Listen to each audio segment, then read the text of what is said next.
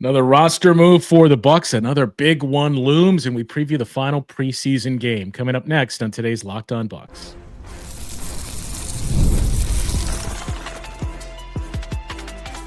You are Locked On Bucks, your daily Milwaukee Bucks podcast, part of the Locked On Podcast Network, your team every day. Welcome into Locked On Bucks. My name is Justin Garcia, joined by Frank Madden. We thank you for making this your first listen of the day, each and every day. Today's episode of Locked On Bucks brought to you by FanDuel. Right now, new customers can bet just $5, and if that bet wins, you get $300 in bonus bets to use across the app. Head over to FanDuel.com to get started. We got the final preseason game and how the turntables have started to turn here, Frank, when we're talking about can the Bucks ever win a preseason game to will they finish unbeaten now this season. But I guess let's start here. One piece of roster clarity, and that's Jamaree Bouyea is no longer on a two-way deal because the Bucks have added yet another Antetokounmpo. So when you saw the news that Alex Antetokounmpo was added on a two-way spot, your immediate thought was what? Honestly, when I first saw it, my brain processed it as, oh, they were, exhibit 10ing him to get him on the herd as just a G League player, which they had done twice before. Yeah. And look, we all love the Antetokounmpo family. They are, in many ways, the first family of Wisconsin. But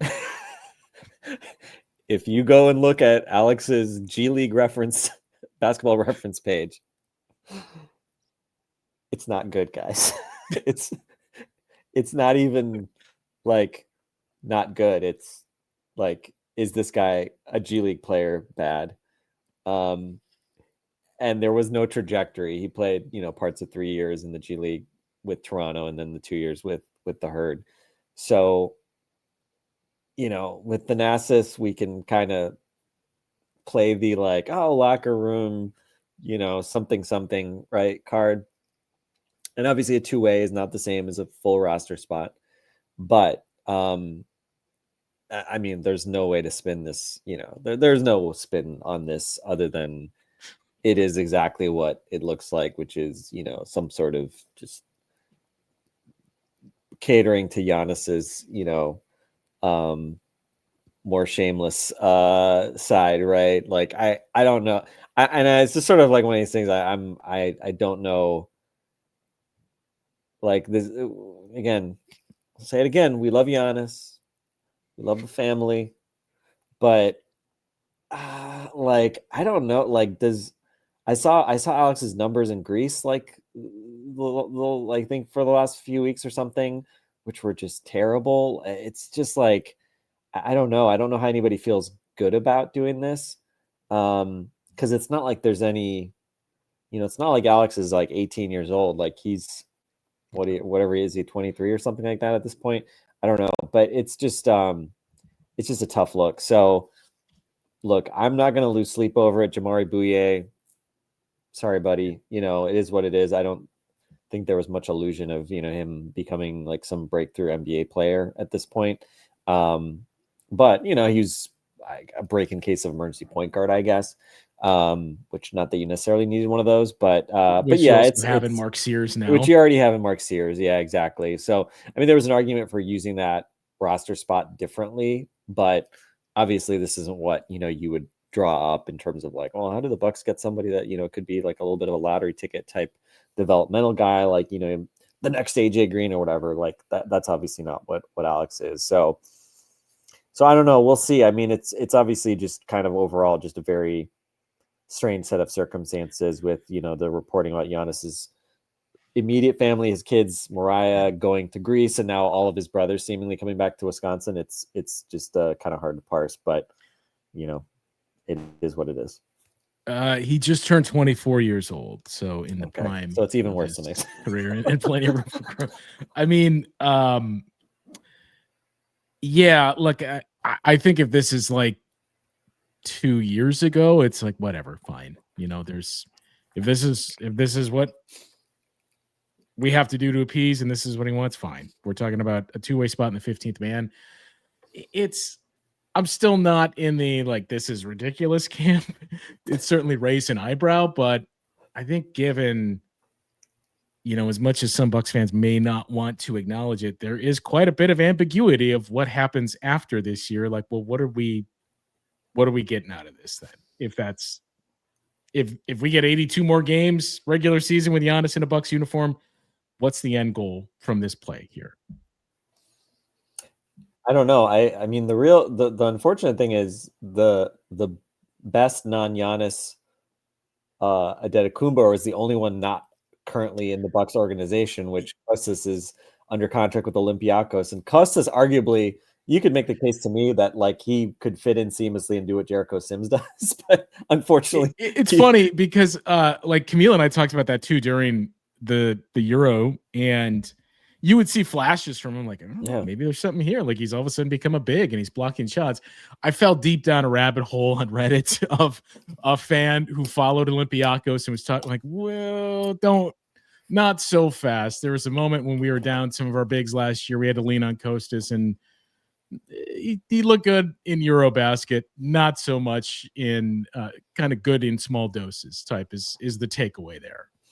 Yeah, and to be clear, I don't like my watching of Jericho Sims, partially because every time I've seen Jericho Sims, have to do anything on offense, I'm just like, oh man, this is just tough to watch. Like you're thinking, oh man, just get me Kyle Kuzma. I mean, I know like that's probably not like Jericho Sims with a bunch of like, second and third stringers generally isn't like probably what would be the scenario if he has to play in the regular season. But yeah, like catching the ball, it's tough. It's tough, man. But anyway, so I don't know, Dustin. I don't think we're gonna make any more heads or tails of this.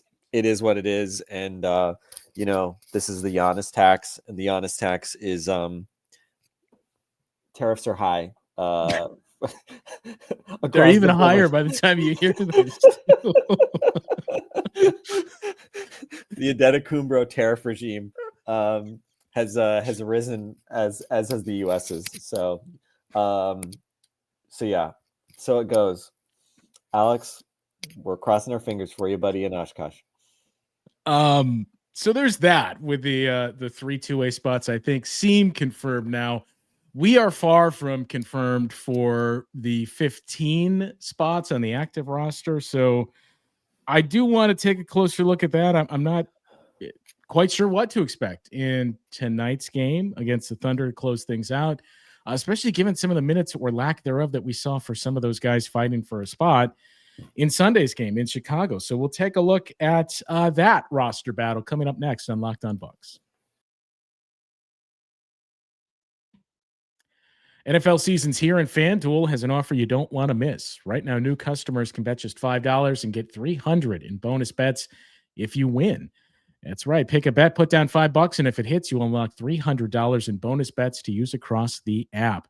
I love using FanDuel because it's easy to get started. You get those payouts quickly. They give you so many ways to play as well, whether it's parlays, player props, or following the live lines during games. It makes watching football more exciting when you got a little something riding on the action. Whether you're a casual fan, love diving into the numbers, following your fantasy team, FanDuel makes the game day experience so much better. So what are you waiting for? Visit FanDuel.com to download the FanDuel app today and get started.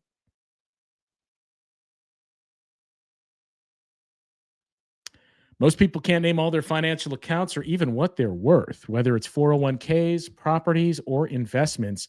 And when you don't have the full picture, you end up leaving money on the table. That's why there's Monarch Money, an all-in-one personal finance tool that brings your entire financial life together in one clean, easy-to-use interface on your laptop or phone. Monarch is built for people with busy lives. So if you've put off organizing your finances, Monarch's here for you. They do the heavy lifting for you, linking all of your accounts in minutes, allowing you to see clear data visuals, get smart categorization of your spending, and finally feel in control of your money without ever touching a spreadsheet. They'll help you identify your savings and whether or not you're putting away as much as you thought. They even help you notice inefficient investment allocation and discover forgotten 401ks from past jobs.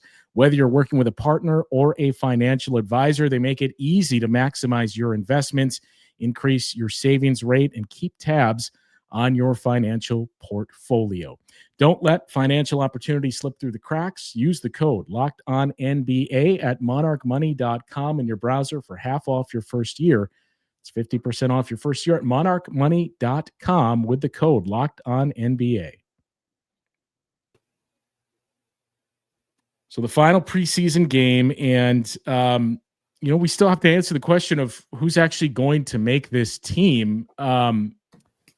It was interesting Sunday night against the Bulls in that you look back at how minutes were doled out. We saw Giannis and saw the regulars playing into the third quarter this time and increasing the minutes there, but we didn't see Chris Livingston.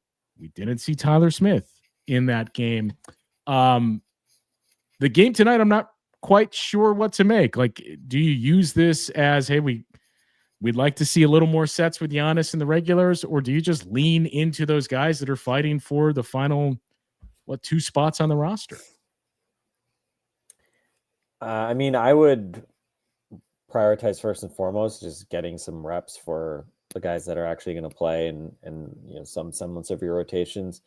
I don't know what Tyler Smith or Chris Livingston or Andre Jackson or Amir Coffey, like, a lot of this goes to like what they've seen in practice from these guys. And again, is one, 6-minute cameo in a preseason game going to kind of swing things one way or the other? Like I'm assuming they probably came into camp with an idea of what they probably were going to do. And so, I mean, that's what I would guess is kind of the rationale behind what we saw in Chicago as well. I mean, I think essentially the top 10 guys was basically starting 5. And then the second group was essentially Cole Anthony, Ryan Rollins, Taurean Prince, Kyle Kuzma, and Bobby Portis. Right. Yeah. So, it wasn't like any of the guys we've been talking about as bubble guys, like Amir Coffey had not, leapfrog Taurean Prince or something like that, which I think there's a version of the world where that, could happen or could have happened. Maybe not by this time of the preseason. But, that's probably my best argument for Amir Coffey is that I think it's like at least theoretically possible that, from what we've seen from him previously in the NBA, that, he could be kind of just a floor, kind of corner 3 guy, 10th man rotation guy if guys are injured, or maybe even if, he just shoots the hell out of the ball. You mean and starting 2 guard that takes on the toughest defensive assignment. Maybe not that, but I mean, we'll see. I don't know that I have, any kind of different read than I had it on it before. I think, Tyler Smith has shown me the least. He's also the youngest of that whole group. So I feel like this is a very old man take to just sort of like give up on, these second round picks quickly. But, I did it with David Noel. I don't. When did David Noel even play? Oh God, is that 20 plus years ago? I can't even pick a date. Is that 2003 or something? I have no idea. Is that 05, something like that? Yeah, I have no idea. What? Yeah, I have no idea what year David Noel was actually on the Bucks. Let's see. 2006. Oh wow, that was a lot later than I thought. So I don't have a strong read on it. I mean, again, I don't really see it with Tyler Smith, so I would probably just wave the flag on him. And then I think I would probably lean towards Coffey ahead of Andre Jackson and Chris Livingston.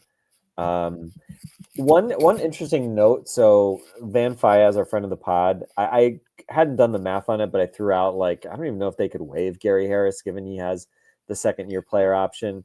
He obviously also did not play. He did make a couple shots in the second game, which was encouraging because he really did not look like Gary Harris or the version that we used to know in the first game. Van did some math.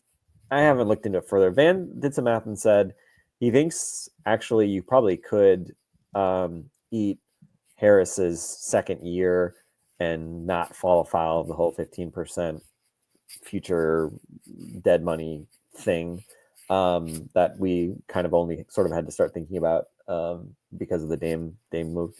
I still would be kind of surprised by that because I'm just assuming that the 1+1 was predicated on at least some understanding that he would make the roster.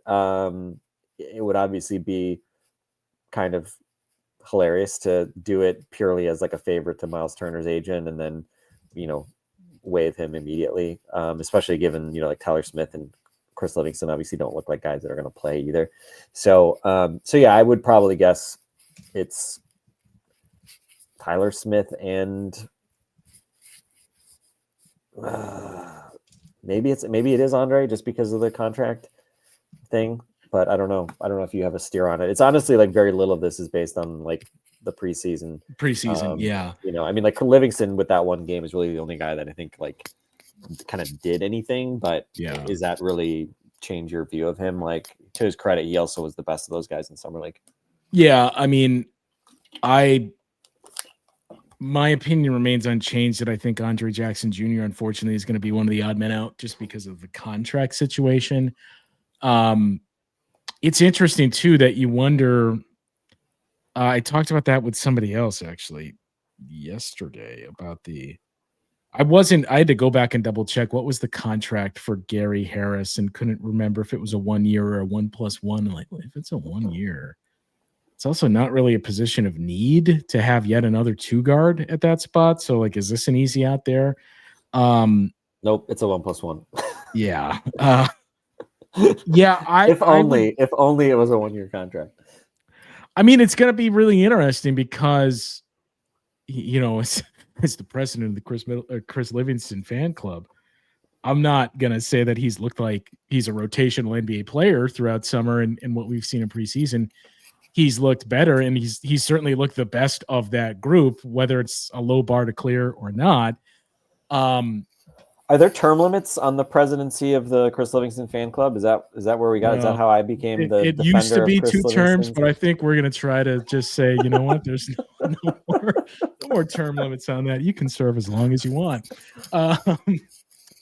Yeah, I just like, it's going to be interesting to see, are they willing to just bite the bullet and eat a second-year player and say, we haven't seen enough growth, we're moving on? Because a lot of teams won't do that. I'm not saying that's the right move, but I'm inclined to think, and I think you are too, they're not going to do that just because even though it's a second-round pick, it's just, you just you're talking about Smith. You're talking about Tyler Smith. Yeah. So I think having said that, that's what makes it tough to see a pathway for Chris Livingston, unless you just say, we needed Amir Coffey to really like win this job and outperform everyone. I don't think Amir Coffey's been bad. I don't think he's been great throughout preseason, and we don't see what they see in camp and in the scrimmages or practices. ESPN auto video play is just so annoying. I was just looking at Chris's ESPN page. Yeah, I mean, it's kind of in many ways like the most boring, race for the last roster spot imaginable. I don't at this point, whoever gets released is, it's like, feel bad, but it's, there's probably 4 guys who, even Coffey, right? Like, is Amir Coffey going to change your life? No, he will not. So if they waive Amir Coffey and, save the fact that the money, because he doesn't have a guaranteed contract. Again, not what I would do. But it's I don't think any of these things are necessarily going to be franchise altering moves, right? This is very much kind of, I feel like we're in the deck chairs on the Titanic. So we'll see. I'm eager to just kind of get this over with. But yeah, shouts to Cormac Ryan and Jamari Bouye, the first, I don't know if the first, but today's victims of the end, nearing the end of camp roster cuts. Yeah. without going too inside baseball here, we record some things with guys and use that during the radio broadcast, where like some of it too is like the Sunday night and Monday night football where they'll go through their intros and we get them to record it. I got a bunch of guys at media day and we were talking the other day, like, I don't think we have this guy, or this guy.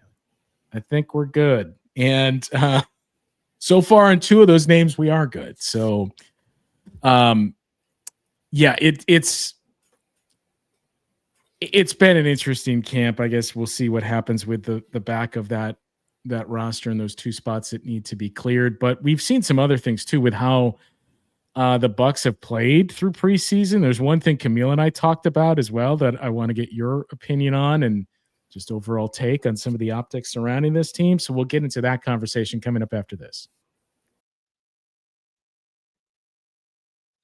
Well, time to talk to you about our friends over at Peloton. They are shaping the future of fitness with the brand new Peloton Cross Training Tread Plus, powered by Peloton IQ. It's the most advanced equipment yet, designed to give you real-time guidance and endless ways to move, whether you're running, lifting, or cross-training with your favorite instructors. It's training reimagined. Peloton is built for breakthroughs with tools that help you plan, stay motivated, and reach peak performance. The Peloton IQ system offers real-time strength coaching and actually tracks your reps, suggests the right weights, and corrects your form, making every rep safer and smarter. They have a swivel screen as well, where you can go from running on the Tread Plus to strength training without missing a beat. And the personalized class recommendations keep you engaged, where you get workouts tailored to your vibe and energy level each week. So let yourself run, lift, flex, and push forward. Explore the new Peloton Cross Training Tread Plus today at onepeloton.com. All right, so we've seen Camille and I talked about the pace a couple of times. It's preseason. Every team is playing at a pace that is not going to be sustained throughout the regular season. But we've seen the Bucks increase their three volume, which, obviously Doc Rivers and John Horst both mentioned is something that they need to do. It's been pretty interesting too to look at we're talking about 3 games, but the per 36 numbers to see the caveat of no Giannis, save for one of those games, what's the pecking order kind of looked like. And I think what we've seen from like Miles Turner, Gary Trent Jr., and Kevin Porter Jr. is what you could realistically expect in terms of a scoring load during the regular season. But it just kind of comes back to, Camille and I touched on this a little yesterday, but look, I get there's not a whole lot of buy-in with Doc Rivers as a coach among Bucks fans. But I don't know how we landed in this place. And this isn't really mostly Bucks fans. This is a lot of the national stuff that you've heard, where some of these names that you'll hear talking about in the Bucks rotation, where you're like, well, why are you mentioning that guy second? That this guy's not going to be starting. Gary Harris. What about Gary? Yeah, I'm trying to remember. I think it was Kevin O'Connor that was like, oh, Gary Harris and somebody else. Like, my guy, like these guys are going to. Or maybe Yeah, I think I may have been listening to Dan Devine, shouts to Dan, and Tom Haberstroh. And Haberstroh might have mentioned Gary Harris, yes. As though Gary Harris was going to play. And I think that was in the same pod that Tom was talking about, like Giannis, like believing Giannis was going to get traded mid-season, which just seemed like a really bad read. Like a really like weird read of like, and not because I'm like bitter about people wanting to trade Giannis or whatever, because I think there's a very good chance he's gone next summer, but like he really doesn't seem like somebody that's going to get traded in season. He's not Jimmy Butlering, like the midway through a season, like he's got a lot riding. He's proud. He's got 7 straight All NBAs, first team All NBAs. He wants to win an MVP. Like he's not going to go out like that. Unless something just like catastrophic absolutely happens. So, but yeah, it is weird. Justin, the worst of always is the summer league depth charts that they remember. How like during summer league games, they show depth charts and it's always like, misspelled names and guys who aren't on the roster anymore. And, complete like backwards, like shifting guy who's the backup power forward is the starting shooting guard, like that kind of stuff. Yeah. And that's like because of the Bucks like weirdness, especially at the guard spot. I feel like that's sort of what we're seeing a little bit. There was just one like, trying to earlier figure out the roster, which isn't a great sign. I'm not going to say this is like a sign of strength, but well, there was just one I think yesterday. I don't remember who it was from, like maybe Clutch Points or something, where it was like Chris Livingston is like the backup small forward or something, where you're like, no, there's at least 3 guys in front of him, and Tyler Smith is here, the second line on the backup power forwards, and just Ryan Rollins backup point guard. Like, I think we've seen enough to know Cole Anthony's the backup point guard and Ryan Rollins is the backup George Hill basically on this team. But like, yeah, between that stuff where you're like, well, look, I'm not saying it's a perfect roster, and it's one that I would look at and say, man, this is the most talented or one of the most talented teams in the conference. But like some of the names and what we're grasping at of like, wow, we're really going to have Giannis rely on Gary Harris and Jericho Sims in big moments. Like, no, I don't think we are. And then the other part too is like, I think we were all but told throughout the summer, this is going to be the starting lineup. There was obviously some concern of they're not going to start Kyle Kuzma, are they? And some of that trepidation, but reading John Horst's interview with Eric, where he continued to hammer you over the head with, we believe in this sample size, and hearing what Doc talked about too, like, I think they've all but told us all through the summer, this is going to be the starting 5. So to see that happen and Giannis's return, and then, even the game before that, to see Bucks fans like, oh my God, are they actually starting this? Like, well, they did against the Pacers to close out the series, and they've all but told us they're doing this. It's base Doc Rivers. Just, like he doing what people didn't think he was going to do, but wanted him to do. So I give Doc credit. I mean, it's not the easiest thing to do with a guy of, like Kuzma, who, basically you tried to make happen, stop trying to make Kuzma happen. Well, he did it at the end of the Pacers series. And I don't think it was a given that he was going to do it here, this start of the regular season, but certainly that seems to be where we're heading. And I do think there's challenges associated with that. I think, like the Bulls game, it was interesting. I watched the Bulls game. I was kind of catching up at various points. I think when I was reading them, like Twitter, like catching up on Twitter, I feel like nothing gets people excited about everything about a team, like just hitting a bunch of 3-point shots. Like everything seems to look better. Like, and there's some truth to that, right? Like if you're hitting a bunch of 3-point shots, then you're not giving the other team a bunch of like chances to run off misses and things like that. So your defense maybe looks a little bit better. That like, early shots, your transition offense, everything looks good. Your ball movement, like you're paying off, everything looks really good. And I think Bucks Breakdown posted like a video of all the 26 first half 3-point attempts. I don't know if it was like every single one of them, but I only counted 2 that were off the dribble, which, like I went back and looked at it last year. Roughly 2/3 of the Bucks 3-pointers were catch and shoot. The Bulls actually had like the highest ratio. They had 32 catch and shoot threes per game, which is about 3/4 of their threes. That's probably like the high end of like, shooting a lot of threes and doing it primarily via catch and shoot action. And as we know, like the Bucks don't really have like a lot of like, they don't have Dame Lillard anymore, right? They don't have a lot of like pull up 3 type of guys anymore. So you're going to have to really rely on ball movement, Giannis, being that gravity well to kind of draw defenses, etc. So that was an extreme version of it there in the first half. And obviously it worked really well. Seeing Miles, like no hesitation, taking like corner threes and stuff and burying it was a lot of fun. So we'll see how, again, I think there's a natural ceiling on how many threes they can take just because Giannis is dunking too much, which is a good problem to have, just because he's going to have 35 to 40% of the usage and he's not going to take hopefully many or any threes. So, that reduces it a little bit. But I think other than Giannis, certainly it seems like everybody else is going to have a mindset of shooting threes, with the exception of Kevin Porter, who, took some catch and shoot threes. He took a really difficult catch and shoot three. He made 2 right at the beginning of the second game, I think. But I don't know if he's taken a pull-up 3 in the preseason otherwise. And the irony is, like, if KPJ is not going to shoot those threes, then you kind of like can't have Kyle Kuzma on the floor, because then you have, essentially Kuz and your point guard not being guys that you really want, taking those types of threes. And so it becomes hard. And Kuz, he hit a couple of spot ups last night, which was good to see, but he's not a reliable catch and shoot guy either. So it's almost like you need Gary and AJ, just to balance things out, because KPJ is not really, looking to really put pressure from the 3-point line. So that'll be, I think, something kind of interesting to monitor.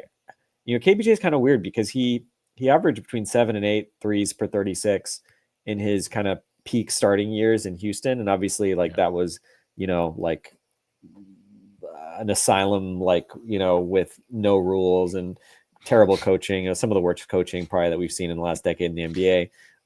But he got up threes, and, he was like a mid-30s 3-point shooter. He had 1 year where he led the league in catch and shoot percentage, another year where he shot over 40%. So what he did last year was not really an aberration in that regard. So on the one hand, it's like, well, it's good if he's mostly shooting catch and shoot threes. He's been like a low 30s pull-up 3 guy, which, everybody's generally worse at those. But like at some point, he probably needs to take some of them. So it's going to be interesting to watch that dynamic. I haven't necessarily felt great about KPJ's ability to like create, offense. He's had definitely some moments. He had that beautiful like double pump kick out pass. I think it was to Gary Trent yesterday in the Chicago game. But we'll see. But, like we've said, Ryan Rollins has obviously looked good at times. He got to the rim a few times against the Bulls. He's had some good looking catch and shoot threes. Cole Anthony, I don't love the idea of Cole Anthony starting. I think he's very much a microwave bench guy. But it's been interesting to watch. I certainly think that they've, the proof of concept in terms of how they want to play, like they've certainly done that so far. But I think we've also seen, the fouling was out of control against the Bulls. I thought they looked small and kind of slow, which is not a good combination. Felt like they got physically attacked. And I think that's probably going to be what we'll see, right? Especially if they start small, especially AJ often probably having to be the guy guarding small forwards. We saw Andrew Wiggins in the first quarter of the Miami game try to do that too. So it's going to be a challenge for AJ. He's going to really have to battle. But, they're going to have to win. They're going to have to, I think, win games, or they're going to have to win defensively, kind of at the perimeter, far from the hoop. They can't just, let themselves get put on the block and, be exploited further away from the basket. And obviously this is where Giannis and Miles Turner are going to have to really earn their money as well. So we'll see. But, overall, the Bucks have generally been like in control to a decent extent of all these games. They won. They did go down at that one point in the second half against the Bulls, but they more or less, played from the front all the whole game. And it's preseason, caveat. But they're 3-0, and it's not like they, were down 20 and then just had the scrubs come back in the fourth quarter of all these games. They kind of put themselves in position to win each of them and then just sort of closed it out. And so, in the grand scheme of the universe, I'd much rather see my team doing that in terms of if you're looking for like culture of winning basketball, than the alternative. Right. And I think especially with this team, it's not like you can just rely on like having more talent than the other team and just kind of rolling the ball out at night in and night out. I think that's where they probably fell into bad habits, the last couple of years, just sort of the sense that, like, oh, well, we've got Dame and Giannis, so like, we'll win, and they won a decent chunk of games, but it's going to be a different story this year. So last year they took just over 40% of their field goals were threes. So far, it's been more than half of them. I don't expect them to be the Celtics. We're talking about, hey, over 50% of our field goals are 3-point attempts, because you have this guy named Giannis that, you said too. I would imagine he's not going to be taking many threes, if any. So where do you think the happy medium is for this team? They obviously need to take more, but like 45%, like shading closer to the mid 40s and getting closer to 50%. Is that where they need to be? Yeah, it's hard to say. the shots I think that you'd want to convert are, there's like 4 guys who take a lot of mid-range shots. There's Giannis, who I think we're all fine with his diet of mid-rangers. Bobby, who I think you'd like to see some of those move to the 3-point line or to like, middle of the paint hook shots. There's KPJ, who was like 25 to 30% of his shots came from mid-range. And I think certainly in the preseason here, it's looked like continuing that trend of him preferring to get to that mid-range. And then I think it was Gary Trent was the other guy who took a good chunk of, his shots. And honestly, I think with Gary, I think it's less of, Gary you don't have to tell Gary to shoot a 3-pointer, right? Like he likes to do that. I think a lot of his mid-rangers are where he's like kind of like realizing like, okay, like I got to create some offense here because like we don't have dudes that can do that. And certainly this year that's going to be a demand of him, I think, as well. So I think honestly, a lot of this comes down to like, does the offense become too sort of like KPJ shooting mid-rangers dependent? Honestly, the irony is like I think a lot of what that happened last year was like him basically being out there by himself. A lot of those, like remember when he was shooting like 70% from mid-range in fourth quarters, he would just kind of go out there by himself and just be a one-man offense. And obviously this year with a starting assignment, it's going to be different. So hopefully some of that will shift to mid-rangers and, him being more of a playmaker. I think he had, 8 assists the other night. So we'll see. But I don't know. In terms of percentage, hopefully obviously higher than it was last year. Obviously Chris, we act like obviously Chris wasn't here at the end of last year, but in terms of historical, to the extent he was playing, obviously he took a lot of mid-rangers as well. So we'll see. And obviously some of it too is just like Kuzma just kind of reining in some of his kind of, worse habits in terms of just forcing up like awkward mid-rangers that he oftentimes just like misses everything on. So we'll see. He looked good kind of shooting a couple of those spot up threes last night. Is there something repeatable that he'll actually do that? I don't know. We'll see, especially if he's coming off the bench.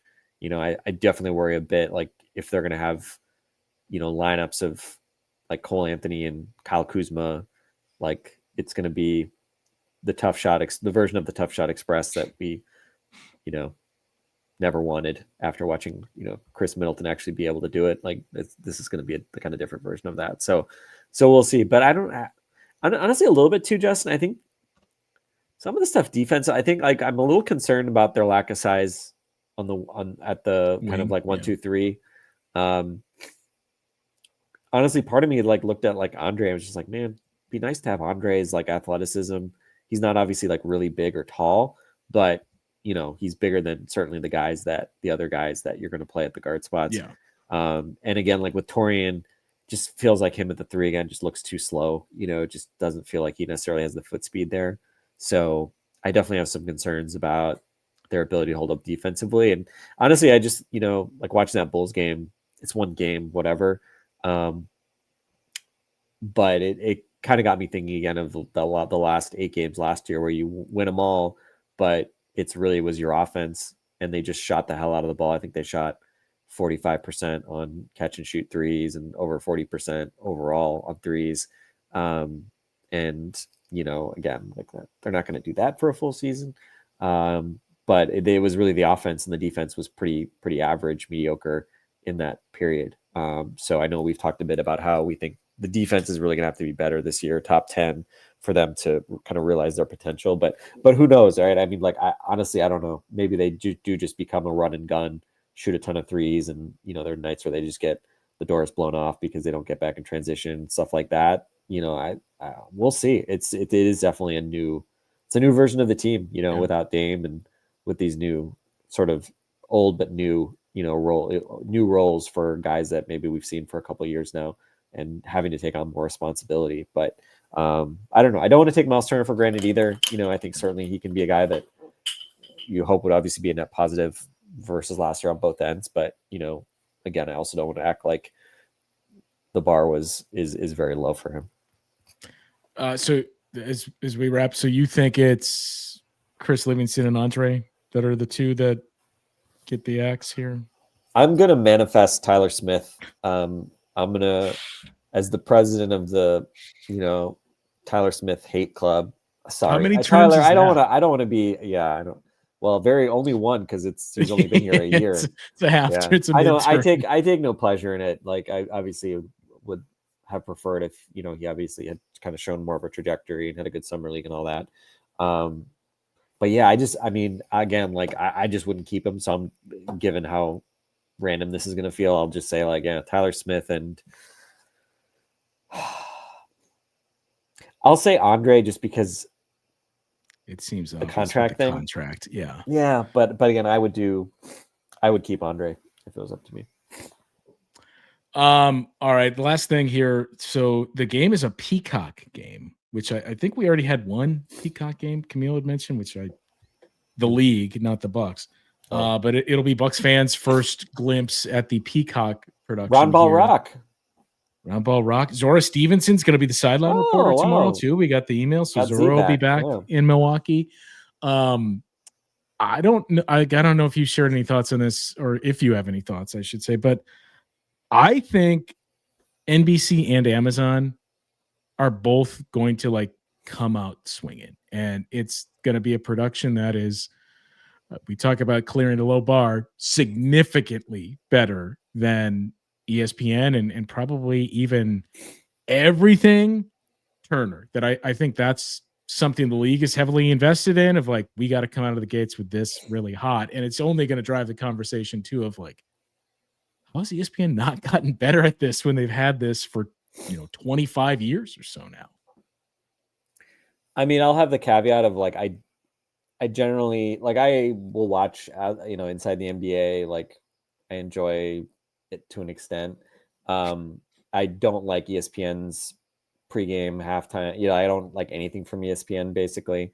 I don't mind a lot of the ESPN like broadcast crews, to be honest. Like I'm definitely don't have as like a huge problem there.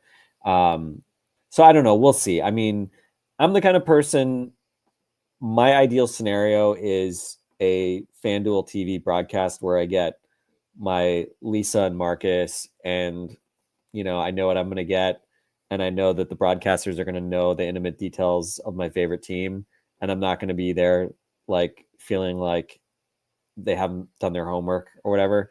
So I don't know. I'm always wary of the whole, fans want their team on national TV and then immediately just complain about the national TV broadcast.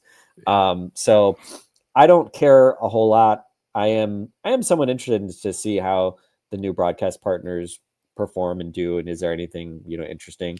I probably would be I'm probably most interested, and I haven't looked into it at all, is just if they do anything innovative with like broadcast options and like I don't know, like Amazon. I mean, I would assume we'll get that from Amazon, given that they're doing it with the Thursday night football games. Yeah. And with NBC too, that like they're basically, I think they're going to do the same thing with baseball, as they're, I believe, picking that up next year, but they're turning the one night into the event where they're going to be traveling the crew like they do for Sunday night football. They're going to be traveling the NBA crew. The Bucks don't have any of the Sunday Peacock games.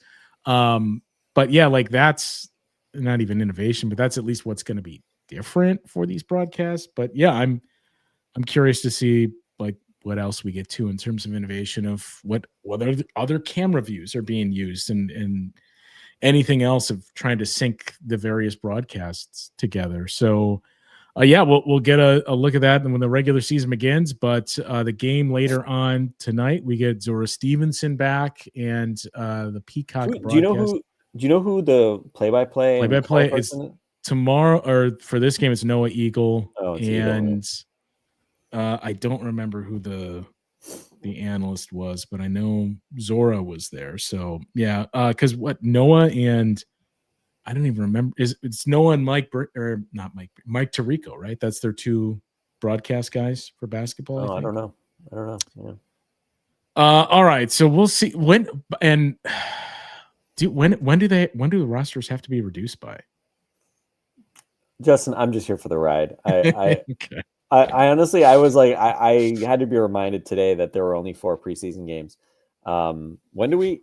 Is next Wednesday the first game? Next Wednesday, yeah. So I mean, definitely at least by next Wednesday. Yeah. I would imagine it's like Friday or something. Yeah, I don't I am not going to set my clock by the cut down date drama. They're going to treat it like NFL preseason and the roster cut downs. Like, wow, I can't believe they cut this guy. Yeah. Yeah. I mean, when we hear that, is that Kostas Antetokounmpo's music? And he's gotten a buyout with Olympiacos and he's coming and they're waving 3 guys. That's what I'm waiting for. Do you think this is the last thing, and then we'll wrap or close it out here? What's the likelihood of a trade? Like any trade? Or are we talking Giannis trades, or are we talking? No. Yeah, okay. But like that's how some of the roster, how we reduce the roster a bit.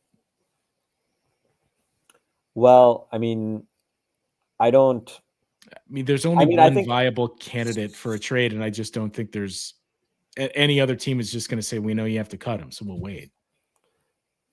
Yeah, I mean, the only thing I can think of is you trade 2 guys for 1 guy with a longer contract or something. You don't have second round picks that you can use to, and you're not in a situation where you have to do that because of second apron or whatever, right? So, I don't anticipate. Do you think there's a team that would say give you a second round pick for Andre Jackson Jr.? No. Yeah. No. I mean, I think at this point the question is, is there somebody that would give you absorb anybody into a trade exception? I mean, most of these guys are minimum, so you don't even need a trade exception. Yeah. So. But I don't. Well, know that's gonna happen. So. Well, we'll see in the next couple of days here what else happens. But yes, another Alex Antetokounmpo in, Jamari Bouye out. Now we see what happens with the 14th and 15th spots on the roster. That will do it for today's show. We'll be back again recapping the game against the Thunder on tomorrow's show. For Frank, I'm Justin. We'll talk with you guys once again then on Locked On Bucks.